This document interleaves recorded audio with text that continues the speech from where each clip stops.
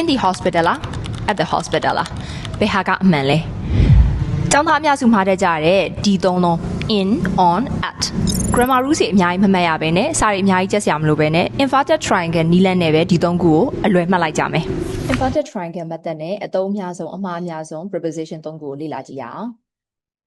အဲ့တော့ပထမတစ်ခုကအချိန်အတွက်ကျမတို့အချင်းချင်းမှတ်ကြမယ်ဆိုရင် in the broad ဖြစ်တယ်နော်တရိကန်လေးရဲ့အပေါ်ဆုံးအပိုင်းလိုမျိုးပေါ့နော်သူက broad ဖြစ်တယ်သူ့ကိုဘယ်နေရာမှာသုံးလဲဆိုရင် years day months day seasons day နဲ့ parts of the day မှာအသုံးပြုပါမယ်ခုနှစ်တွေပေါ့နော်လတွေနောက်ပြီးတော့ကြာရာသီကာလတွေပေါ့ဒီနေရာမှာ seasons ပေါ့နော် seasons နဲ့ weather နဲ့လည်းမမှားစေချင်ပါဘူး weather ဆိုတာကတရက်ချင်းစီရဲ့ရာသီဥတုကိုခေါ်တာဖြစ်ပြီးတော့ season ဆိုတာကတော့နွေရာသီမိုးရာသီဆောင်းရာသီစသဖြင့်ကာလကြာရှည်တဲ့ရာသီဥတုပြောတာပေါ့နော်အဲ့တော့ဒီလိုကာလတွေအရှည်ကြီးအတွက်ဆိုလို့ရှိရင်ကျမတို့ in သုံးပါမယ် in 2026 in 2026 in July in summer စသဖြင့်ပေါ့ on ကြတော့ကျမတို့ specific ဖြစ်တယ်သူ့ကိုကြတော့ yes ဝဲတွေနဲ့special occasions တွေအခါသမယတွေရဲ့ရှိမှာပဲ on ကိုသုံးမယ် a day နဲ့ dates ကလည်းမတူပါဘူးเนาะ day ဆိုတာက Sunday Monday နေ့တွေကိုပြောတာတနင်္လာအင်္ဂါတောက်ကြdate ဆိုတာကကျတော့ yes ဝဲကိုပြောတာပေါ့เนาะအဲ့တော့ဒီနှလုံးကမတူပါဘူး days နဲ့ date အဲ့တော့ on Monday on July 27 စသဖြင့်ပေါ့เนาะ yes ဝဲတွေရဲ့ရှိမှာကျမတို့ on သုံးမယ်အဲ့ဒီကနေပြီးတော့အကျဉ်းဆုံးအပိုင်းဖြစ်တဲ့ at ကိုဘာလို့ triangle ရဲ့ထိပ်ဆုံးပိုင်းအကျဉ်းဆုံးအပိုင်းလို့ပြောတာလဲဆိုရင် at က precise ဖြစ်တယ်တိကျတဲ့နေရာမှာပဲသုံးတာပေါ့နော်ဥပမာအချိန်ဆိုလဲတိကျအမှ4နာရီလား4ခွဲလားစသဖြင့်အချိန်တွေရဲ့ရှိနောက်ပြီးတော့ fixed moments တွေပေါ့ဥပမာ at noon တို့ at night တို့နောက် midnight ရဲ့ရှိမှာလည်းပဲ at သုံးပါတယ်morning ဆိုရင်ကျမတို့ in the နဲ့တွဲတယ် in the morning in the evening in the afternoon သုံးပေမဲ့လည်းညကြတော့ at night ဖြစ်သွားတာလေးကိုသတိပြုပေးပါ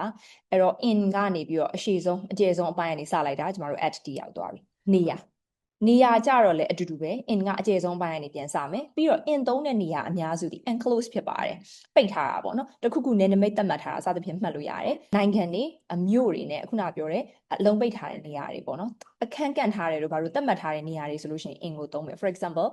in Myanmar တို့ in the room လို့ပေါ့နောက် on ကကြတော့မျက်နှာပြင်လို့အဓိပ္ပာယ်ရတဲ့အရာတွေပေါ်မှာသုံးမယ်နောက်တစ်ခုက public transportations နဲ့ on ကိုသုံးမယ်ဘာဖြစ်လို့ဒီမှာ public ထည့်သုံးတာလဲဆိုတော့ကားလိုမျိုး private transport ဆိုလို့ရှိရင် on the car မဟုတ်တော့ဘူးသူကကြတော့ကားစီးရဆိုရင် in the car ဖြစ်သွားမယ်စပွဲလိုမျိုးပြန်ကားနေတဲ့နေရာမျက်နှာပြင်ပေါ်မှာဆိုရင် on the table လို့ပြောမယ်public transportation on the bus now at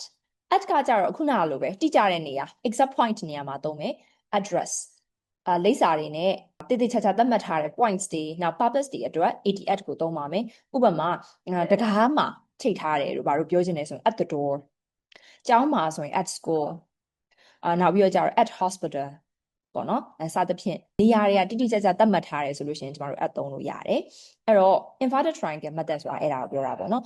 အောက်ဆုံးအကျယ်ပြန့်ဆုံးအပိုင်းမှာ in ရှိမယ်အဲ့ဒီရဲ့အလယ်မှာ specific ဖြစ်တဲ့တိကျတဲ့နေရာတွေဆိုရင် on သွားမယ် at ကတော့အတိအကျဆုံးပဲနေရာလေးချင်းချင်းလေးပဲရှိရပေါ့နော်ဒီလိုမျိုး inverted triangle နဲ့မှတ်လိုက်မယ်ဆိုရင်ကျမတို့သိပြီးတော့မှားစရာမရှိတော့ဘူးပေါ့နော်ပြန်ပြောရမယ်ဆိုရင် in ကိုနှစ်တွေလတွေ seasons တွေအတွက်သုံးမယ် on ကို date တွေအတွက်သုံးမယ်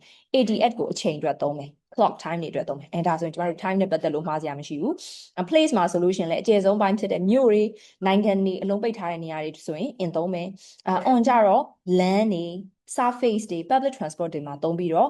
at ကိုကြတော့တိကျတဲ့လိပ်စာတွေမှာပဲသုံးပါမယ်ဥပမာ at number 11ပေါ့နော်on the hard street ပေါ့စသဖြင့်ဒီလိုမျိုးအိမ်လိပ်စာအတိအကျသိရတဲ့ဟာတွေဆိုရင် at သုံးပါမယ်ရိုးတနက်မဲ့ I live in ရန်ကုန်ဆိုလို့ရှိရင်တော့မြို့ဖြစ်တဲ့အတွက်ကြောင့်မလို့ကျမတို့ in သုံးတာလေးကိုသတိပြုပေးပါ